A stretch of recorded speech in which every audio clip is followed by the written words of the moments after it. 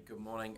Firstly, could we just have some team news, please? Have you got any fresh injuries? And could you also just let us know how Lewis Hall is doing, because he had treatment a couple of times at Nottingham Forest? Yeah, Lewis is fine. He's trained this week, so no problems with his fitness. We have a doubt over Joe Linton, who's picked up a slight thigh problem, so we'll assess him in the next couple of days.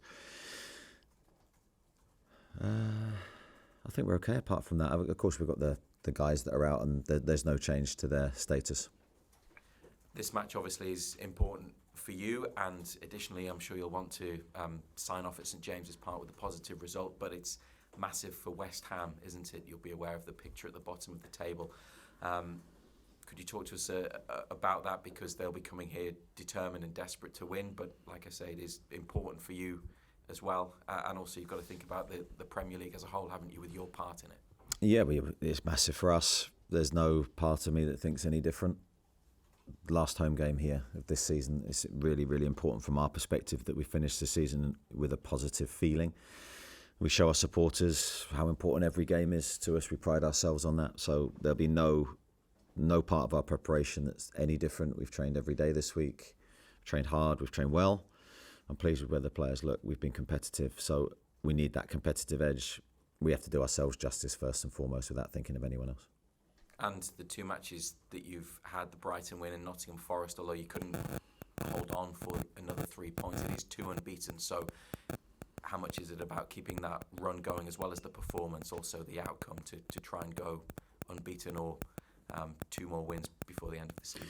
Yeah, I think it's really important. I think you go back to the Arsenal game, for me, was a turning point. That was a much better performance. So for 3 games, I think we've delivered a decent product. I think we can do better, of course, but we're going in the right direction, and we don't want to change from that direction and that feeling. So we have to think of ourselves. As I said, no one else. We have to build momentum. We have to build confidence in what we're doing.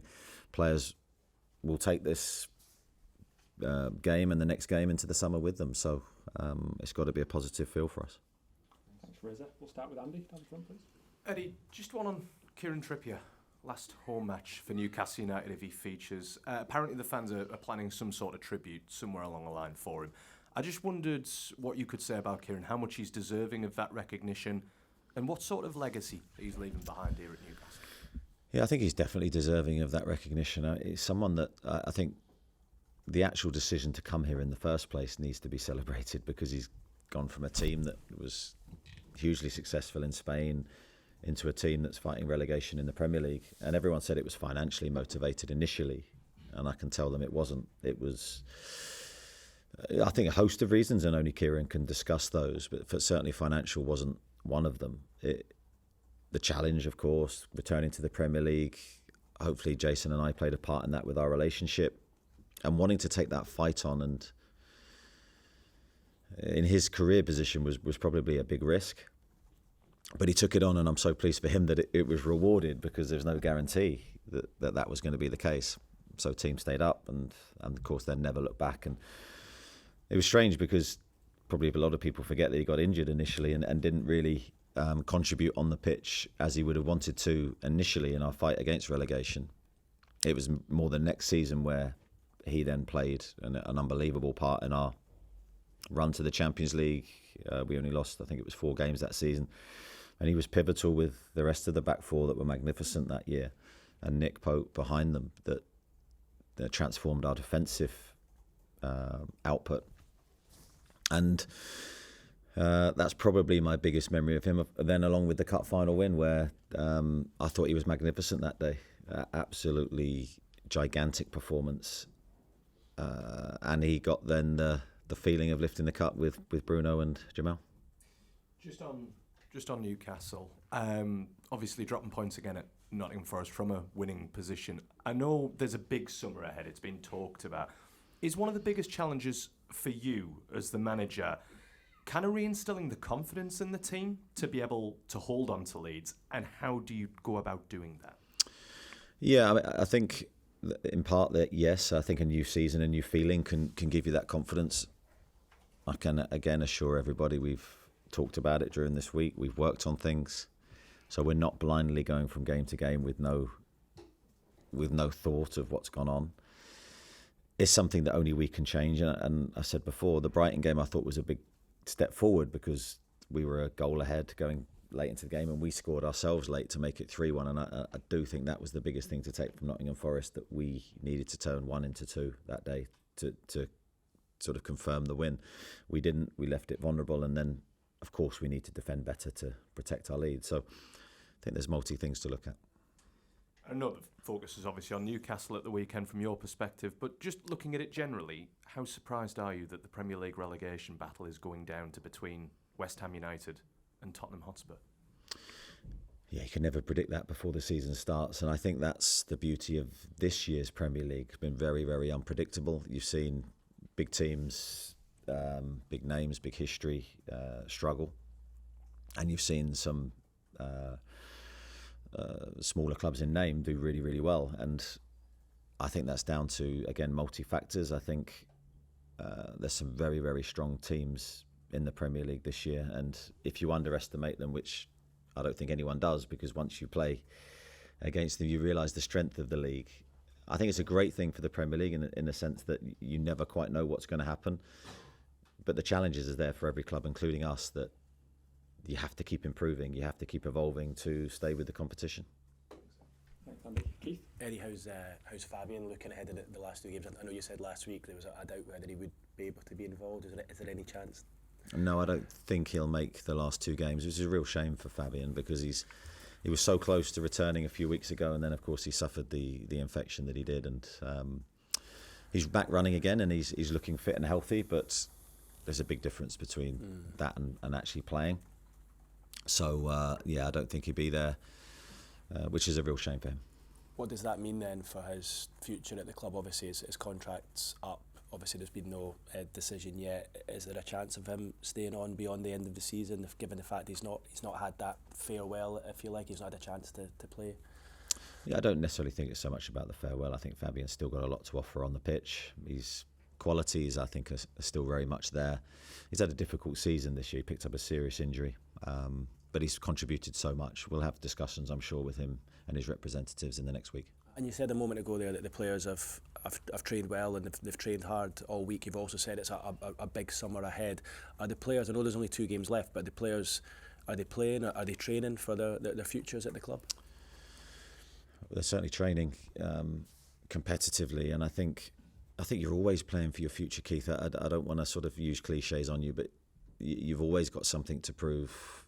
Everyone connected with the club has. You can't have a period where you aren't focused on giving your best. I say that to the players all the time. I then have to live that every day with what we deliver for them. So we're very much full systems going, trying to win the next 2 games. Thank you. Misha? Morning, Eddie. Lewis Hall's been nominated for Young Player of the Season. Would he be a worthy winner in your eyes? Yeah, I wasn't aware of that, but yeah, I think he's had a really good season. I think started the season, if my memory's right, recovering from his injury, I think, and then sort of proved his fitness and gained strength throughout the season. I think he had a really, really good middle part of the season where he was very consistent, played regularly, looked physically really good in amongst the period where we were playing loads of games, really contributed and put in some eye-catching displays. So yeah, I think he'd be a worthy winner. I know you said it's important to have that, that run going into the last couple of games of the season. And in your post-match last week, you said you were also thinking about the future. How are you balancing that with your team selections? Well, I think at this stage of the season, you've always got an eye on the future because the team and everything evolves so quickly. You're going into a summer transfer window with a lot of unknowns for us, but there will be a feeling of change this summer, I'm sure. So I think you need to give players opportunities. We need to try things to a degree that we're looking at for the future with a view to next season and trying to leave this season with positivity to take into next one. So, there is an eye on next season. And just finally, Anthony Gordon's future continues to be, there's a lot of speculation about that. Is there any update from your side on that? No, nothing. No updates from me. These are discussions that potentially might be happening, but not with me. Thank you. We've got Damien and then George, please. Morning, Eddie. Regardless of what happens in the last 2 games, how will you look back on this season? I suppose time will tell, Damien, to a degree. But I think my initial thought now in response to that question is I'll look back with probably mixed feelings. Some major highs, some great experiences, some memorable games, like successful games for us, and then some challenges and some periods where we've had to dig really deep and question ourselves and try and come back fighting. So I think a real mixture, probably different to the other seasons that I've had here, which have been more, not consistent success because it's never like that, but sort of maybe a more feeling of smoothness through the season, of invariably positive feelings. This one's been a challenge. George? Morning. Morning, George. We talk a lot about Kieran being a standard bearer and a tone setter. Sorry to throw this at you, but can you kind of give specific examples of what that means on a daily basis, practical basis, any anecdotes, that kind of thing? Yeah, I always go back to his first speech that he gave. So the training ground looked very different then when he first came to the football club. And I remember Kieran delivering a speech of real leadership, real strength. I mean, you come into a new dressing room, and he may have known some of the lads, but you've still, that feeling of your first day at a football club is still very, very difficult for a player.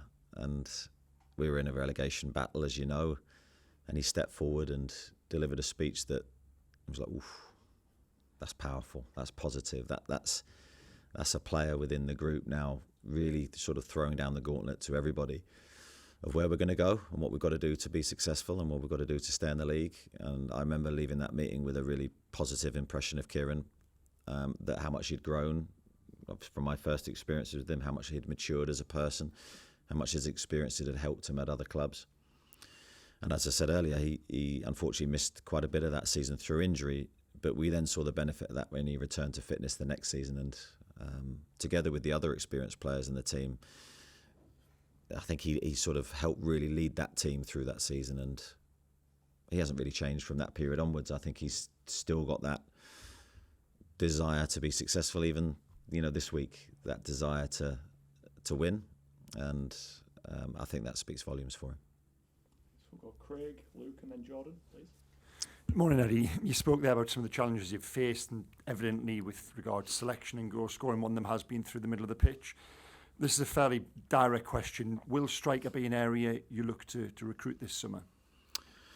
Certainly not at the moment, because in terms of striker numbers, we've got, I think, healthy numbers in that position. I'd say it's been a challenge for us, trying to find the right balance, trying to find a way to continually score goals and create the amount of chances that we want to. Don't think we're quite there yet. I think we've got work to do in that area. But obviously, Johan's had fitness struggles.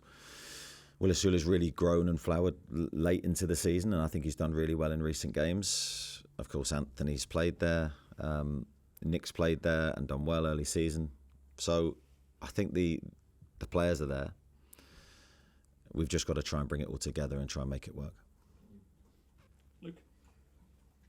You said this has probably been your hardest season at Newcastle, a challenging season. How have you navigated your way through that? Because there has been pressure, there has probably been more criticism than you've faced previously. How have you navigated it through it, and how hard has it been on you on a personal level? It's a very difficult one to answer, Luke, because as I've said so many times, I don't want to repeat myself and everyone goes, oh God, here he goes again.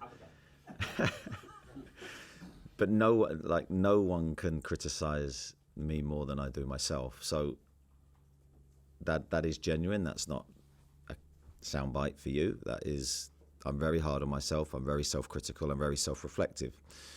So when we don't win or we don't perform the way that we want to, the first person I look at is myself and what I've done and how I've prepared the team, decisions I've made. I critique all that, and I critique it genuinely. And it's not to say that I'm sat there, shouting out at myself, but I'll take that quite personally. But then it's always about the solution. Then it's about finding an answer. And once you've got a new direction of travel, then you go again. I think I'm quite good at that, of then putting that to bed. You can critique yourself for a period, but then you've got to move on and go again and then find solutions and answers and prepare better. It's been a challenge because we haven't always then sort of shot upwards like we have done historically. And so I'm continually sort of in that moment where I'm trying to find a new way to take the team that we feel could be consistently successful. Ultimately, I think recruitment this summer will be hugely important to that. We've got Jordan, Lee, and then Charlie. Just after the Forest game, your comments seem to suggest you weren't picking Anthony Gordon due to partly down to his future and doubt over his future. I mean, is that a fair assessment? As I said earlier, I think when you get to this stage of the season, part of what we will be doing will be looking to next year, naturally. So, yeah, I mean, Anthony's just come back from injury. I think the team has played well in his absence, and with a partial view to the future, yes.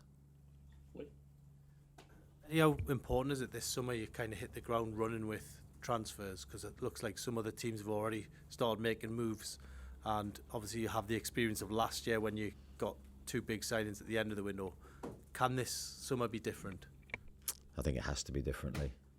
I think I was sat here this time last year saying the same thing, that we needed to move quickly, we needed to be dynamic. You'll find that the best players won't hang around for too long that are available on the market.